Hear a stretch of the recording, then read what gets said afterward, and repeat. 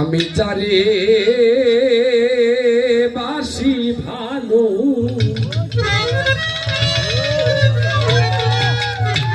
সে কি রে তা জানে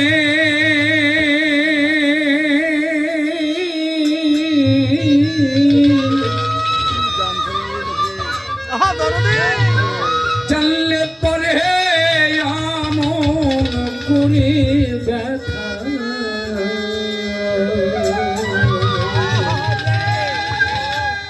আমায় দিত না পরাণে গো সখী দিত না পরাণে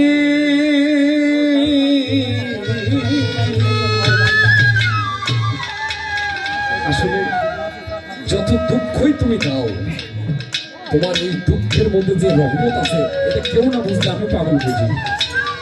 কারণ আল্লাহ পাক বলছে তুমি যদি দুঃখী হও তোমাকে আমি আরো দুঃখ দিব এবং সহ্য করার ক্ষমতাটুকু আমি দিব, অন্য কেউ দিবে কি? আল্লাহ দুঃখ দেয়, আল্লাহ সহ্য করার ক্ষমতা দেয়। তাই বলেছে যে আমি তাকেই দুঃখ দেই যে আমাকে ভালোবাসে। যে আমাকে ভালোবাসে না, সুদ খায়, ঘুষ খায়, জিনা করে, মানুষের চকলখুরি করে, অন্যায় করে, তাকে আল্লাহ কখনো কোনো সময়ের জন্য দুঃখ দিবে না।